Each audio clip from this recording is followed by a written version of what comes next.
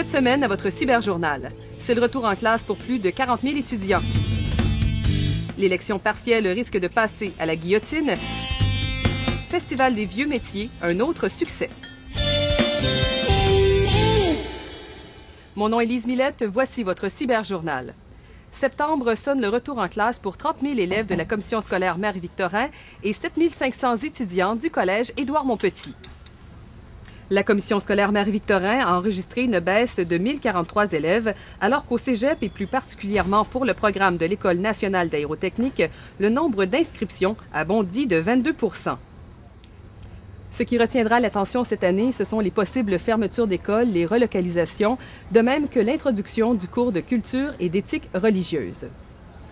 L'annulation des élections partielles dans Saint-Lambert pourrait permettre de corriger une situation qui aurait pu priver ou encore compliquer la vie de certains citoyens désireux d'exercer leur droit de vote. Voici le reportage préparé par Maurice Giroux. Selon une bénévole du Bloc québécois, Raymond Dallaire, le directeur du scrutin aurait mal fait son travail. Les électeurs de 7 sections de vote devront marcher plusieurs kilomètres ou payer 5 $ en billets d'autobus pour se rendre à leur bureau de scrutin situé à Place des Aulniers ou à l'hôtel Sandman, près du métro. Et surtout ici dans le quartier Saint-Vincent-de-Paul, qui est le quartier situé entre Curé-Poirier et Naubert, chemin Chambly et boulevard Taschereau. Les gens devront aller voter très loin, entre 4 et 5 kilomètres, et ce sont souvent des personnes qui n'ont pas de voiture. Nous avons demandé des explications au directeur du scrutin, M. Pierre Galaise. Ce dernier a indiqué qu'une grave erreur s'était produite et qu'il était tombé lui-même en bas de sa chaise en vérifiant le travail d'un subalterne. Oui, je suis présentement à la section 70 qui se trouve aux limites du quartier Saint-Vincent-de-Paul et je dois partir du boulevard Jacques-Cartier et me rendre au coin de Beauregard et Taschereau. Ce qui fait une bonne trotte, surtout que nous on est deux, on a voté, moi et mon épouse. Donc, ça fait 10 $ aller-retour pour les deux. Et en plus, on a nos enfants qu'il faut trimballer avec nous. Il n'y a pas que les plus démunis qui n'ont pas d'auto. Les plus âgés aussi n'ont pas d'auto. Puis, marcher jusqu'à là, c'est un bout. Il n'y aura pas grand vote s'il faut qu'on marche jusqu'à l'autre bout. Tout indique que les citoyens et citoyennes du quartier Saint-Vincent-de-Paul iront voter au complexe sportif de Longueuil, situé sur le boulevard Curé-Poirier-Ouest, où nous sommes présentement.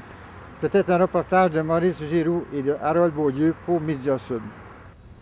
La Maison John quelque part a présenté 4 documentaires produits par des jeunes.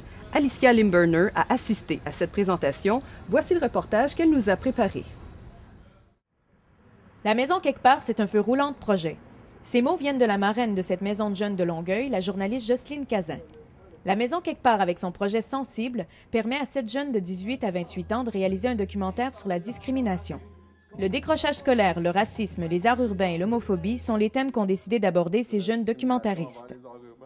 Alexandre et Jonathan s'attaquent à la discrimination en art urbain.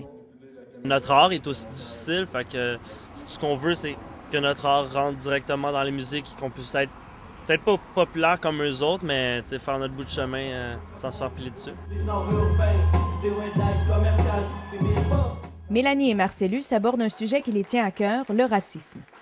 Le documentaire L'intolérance n'a pas de couleur a permis à ces jeunes d'apprendre les techniques de tournage et de montage vidéo, de concrétiser un choix de carrière, mais bien plus encore. Est-ce que ça fait vraiment encore partie de notre société? Ça m'a permis de contrôler mes impulsions parce que je suis bien impulsive. Fait que c'est apprendre à avoir une routine, apprendre à contrôler quand ça va pas. Bien, avale ta pilule, ça va passer, puis tu vas être capable d'aller discuter avec la personne avec qui tu es en froid, sans qu'il y ait de grosses chicanes puis ça explose.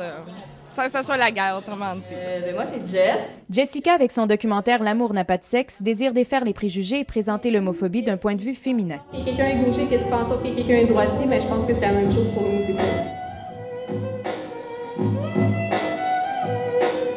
Nous voulons seulement conscientiser. Luc et Sébastien sont 2 décrocheurs. Leur documentaire « Ça pourrait être toi » aspire à conscientiser les gens à leur réalité par l'histoire de Luc. Aborder du monde, mais tu sais, je trouvais que c'était trop être encadré, tu sais. Puis c'est en 3e année que je me suis fait mettre dehors de Christophe. Je veux vous souhaiter la bienvenue. Leur marraine, Jocelyne Cazin, n'a pas toujours été la journaliste d'aujourd'hui. Son histoire représente un modèle pour ces jeunes au parcours parfois difficile. Je pense que j'ai été une délinquante, mais moi j'ai eu des parents qui m'ont rattrapée très souvent. J'ai eu des gens autour de moi qui m'ont aidée, mais j'aurais pu être une délinquante, j'aurais pu décrocher de l'école très facilement parce que je n'avais pas l'esprit académique. Bref, j'ai eu un parcours de vie assez difficile, alors je me retrouve beaucoup dans ces jeunes-là. Les réalisations de ces jeunes, de même que leur cheminement, en ont ému plus d'un. Mais le travail qu'ils ont accompli, alors qu'au fond, ils n'avaient pas envie d'être là.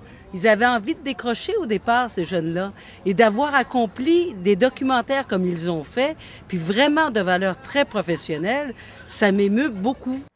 La rencontre de ces jeunes de la communauté a porté fruit. Les sujets abordés propres à leur réalité, exprimés de façon artistique, sont un moyen de sensibilisation concret et inspirant. C'était Alicia Limburner pour Média Sud. La 7e édition du Festival Métiers et Traditions de Longueuil s'est soldée une fois de plus par un succès. Les festivaliers étaient nombreux cette fin de semaine pour visiter les kiosques d'une centaine d'artisans qui ont donné tout son sens à l'arrondissement du Vieux Longueuil. Cette année, le festival présentait des nouveautés comme la reconstitution d'un salon de coiffure d'époque et d'un studio de photographie. L'événement a également permis de découvrir ou redécouvrir d'anciens métiers comme celui de forgeron, tisserand, sabotier et plusieurs autres. C'était Lise Millette en direct du Collège Édouard Montpetit pour votre Cyberjournal.